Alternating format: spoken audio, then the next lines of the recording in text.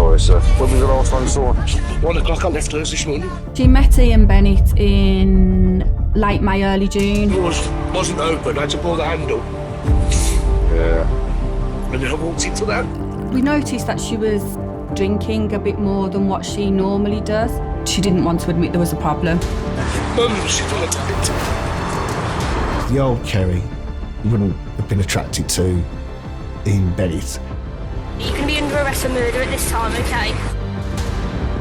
I suppose it crosses your mind, did he do it? It all just seemed a little bit too suspect. The evil started there, with not just the son but the mother.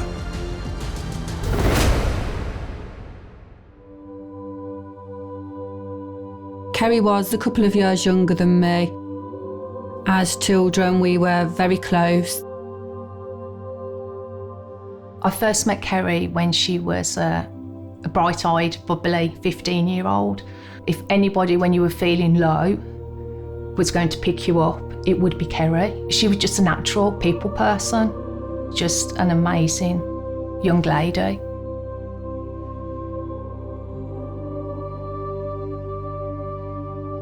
I remember meeting Kerry and her sister Lisa very clearly. One Friday afternoon, these two beautiful businesswomen walked in, long blonde hair, and the pub just stopped and looked at them.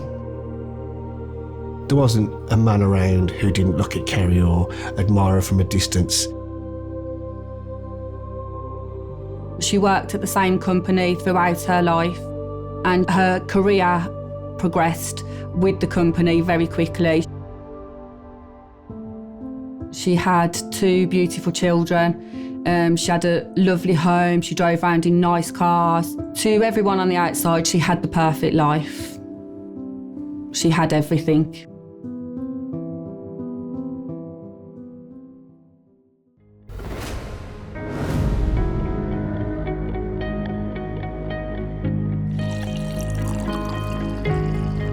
We noticed that she was drinking a bit more than what she normally does. Her partner confided in us how he was struggling with Kerry. And then there was an instance where he said, well, I've had to take the car keys off her. And that was shocking. She didn't want to admit there was a problem. I don't think I saw the breakdown until it was too late. I thought it was a blip. But fortunately, it escalated. And her partner had to make a very difficult decision and to remove himself and the children from the situation.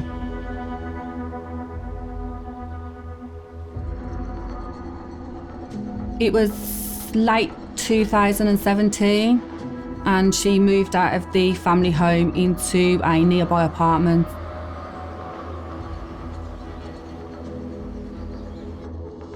Compared to the life she had, it was a very lonely life for her. She missed her children without a doubt. She was able to see them.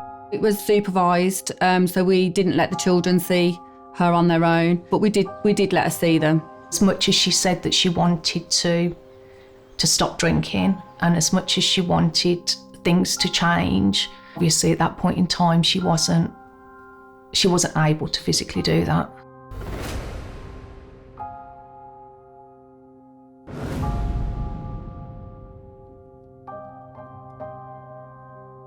She met Ian Bennett in late May, early June.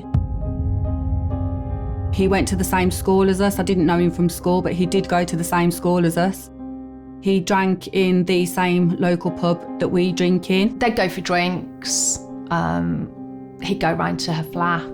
As far as a relationship went, from the conversations I'd had with Kerry, they were just friends. At this point, Ian Bennett is living with his parents. He doesn't have a huge social circle and is most often seen socialising with his father down at the pub. And I think it's likely that in this small community, Bennett was probably aware of Kerry. That also presents a potential reason that Bennett could have been so interested in Kerry, because not only was she vulnerable and therefore perhaps easier to access than ever before, but also she had practical, physical things that Bennett did not have. That's things like owning a home, having her own space.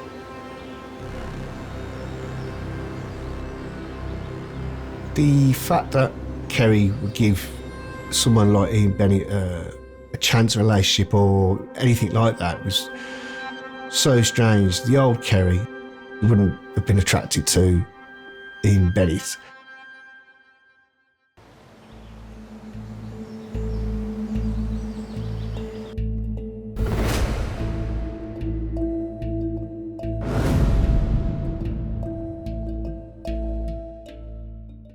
The first time I can really remember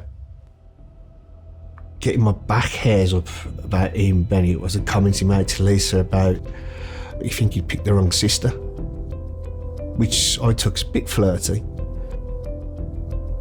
But I also thought, you're supposed to be there to help. Weeks into the relationship, he became possessive. He didn't want anyone to go near her. He said if old boyfriends or anything had contacted her, then he would kill them.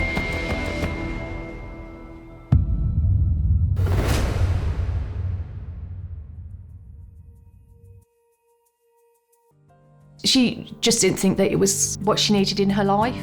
She was cutting back on her drinking, she was reconnecting with the children, and I think she'd actually finally accepted that having those types of people in her life, it wasn't the way forward.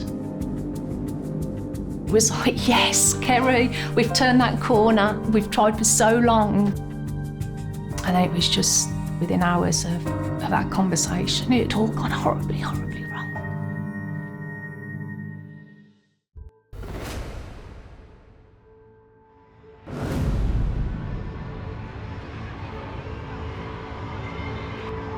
They'd met this couple, complete strangers, decided to carry on drinking after bar shut, so I think we're going to go to the ladies' flat, and the boys went to go and get beer.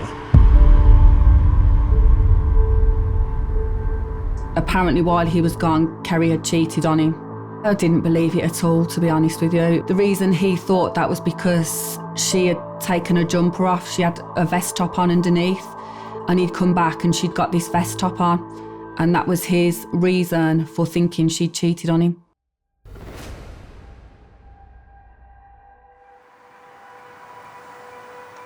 The following afternoon, I think it was about 4:30, they both seemed they'd sorted out what had happened, and they asked me not to tell my parents what had happened the night before.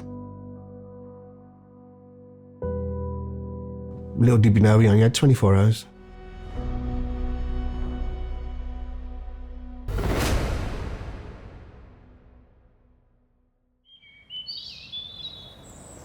Sunday morning, beautiful sunny day, and Lisa called me. She said, I've got a very strange phone call from me and Bennett. Asking if either me or my parents had spoken to Kerry that day. We hadn't. I think I then asked him if he'd spoken to her, and he hadn't either. The next thing then was a message that I received about an hour later, and it said, "Call me urgently now." Before I had even had a chance to reply to his message, he was calling me again. And he told me that he'd gone into the flat, the door was unlocked, and it looked like Kerry had been attacked and there was blood everywhere, and he thought she was dead.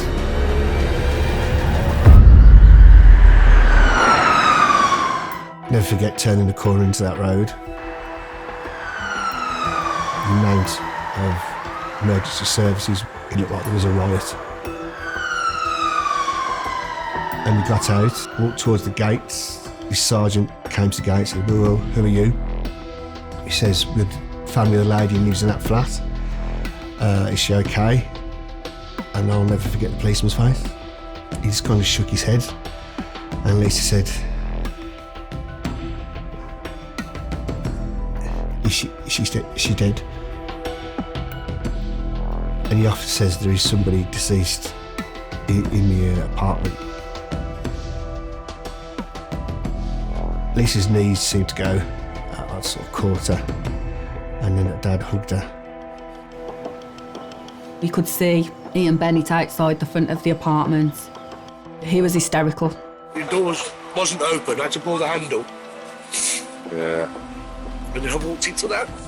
He was stood with an officer outside the doors of the flat, and I felt sorry for him. Thought, what's that poor bugger walked into?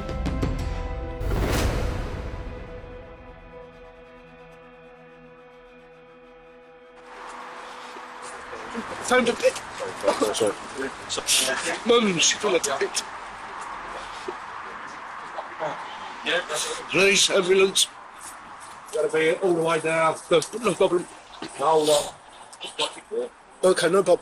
Oh, bye.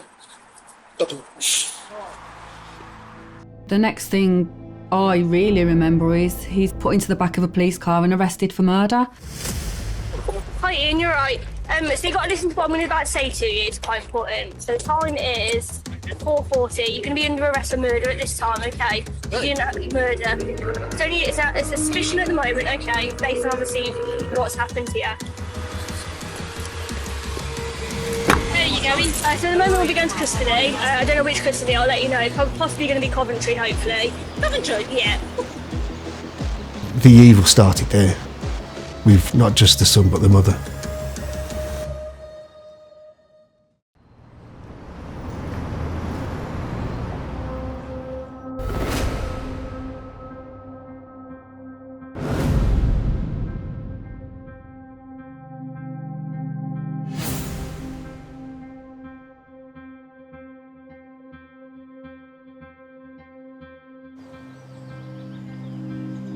We still had no 100% confirmation that it was Kerry or that she was deceased. So we were waiting around really. And then eventually 2 CID officers, they came and visited the family on the night. It's their job to give you the news, so they're quite blunt. Kerry's dead. She's been murdered. He had stabbed her more than 50 times. There was mention of suffocation, strangulation, and then obviously the over 50 knife wounds with 2 different knives. The words catastrophic injuries to the neck kept being repeated. It's just an animal, what he did.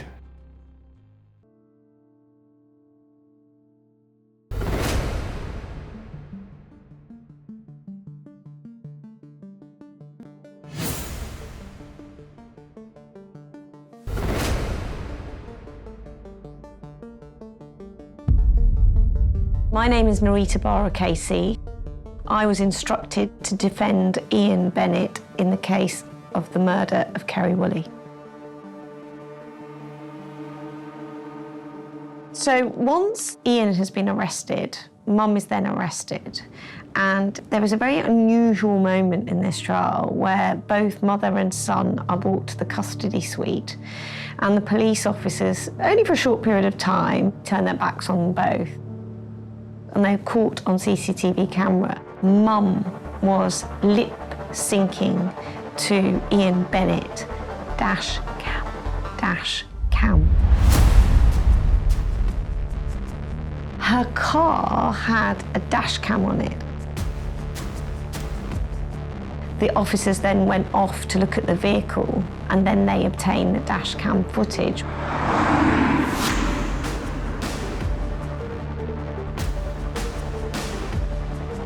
Bennett is seen being driven around by his mother and disposing of his bloodied clothes and the murder weapons. But for Mum saying that to Ian Bennett, that dash cam may never have been found.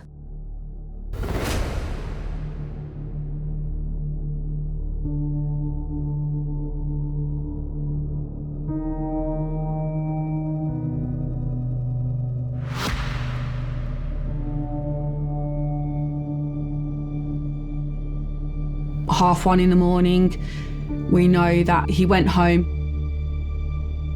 He somehow managed to talk his mum into driving him around the streets of Solihull, disposing of the evidence. There was blood-stained tracksuit bottoms, 1 knife, we don't know where the other knife is. He had burnt stuff, he had thrown stuff in the canal. It's just unbelievable. I can't believe what he did, and I can't believe her as his mother. Where are you going? So at the moment we'll be going to custody. I don't know which custody. That strikes you as a really problematic, maybe codependent relationship that they have going on there, because there's one thing looking out for your children and there's another thing going this extreme. When was the last time you saw him? 1 o'clock I left hers this morning. He should take up acting. My mum and dad had a big argument at home, so I went home last night to make sure everything was all right there. Okay. And then I've been trying to ring them and text all day, no answers. So I just went knock on and the door wasn't open, I had to pull the handle. Yeah. And then I walked into that. It's just unbelievable. Absolutely unbelievable. There's another door in there. Darling, I know that's a stupid question at the moment. Well, I'll just find out with the way out, mate.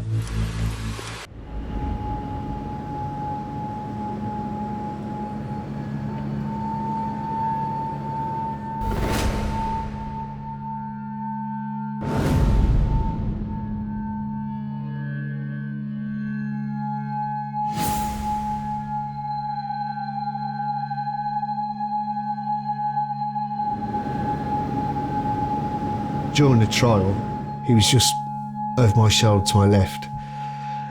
And you do look. We know there's a lot of evidence. We know you've done it. Just put your hands up. But they didn't.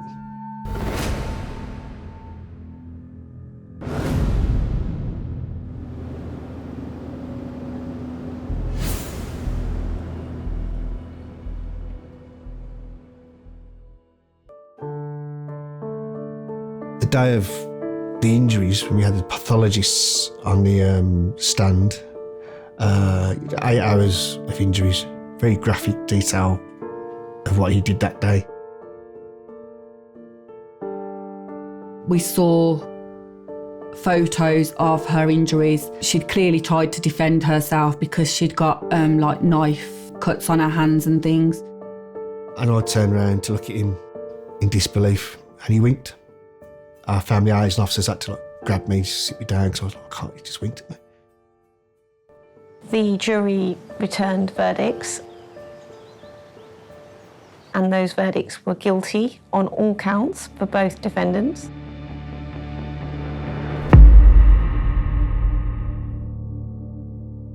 Linda Bennett is sentenced to 3 years in prison, and that's for assisting an offender and perverting the course of justice. And Ian Bennett is sentenced to a life imprisonment with a minimum term of 25 years for the murder of Kerry. There was no remorse from either him or his mum throughout any of the trial.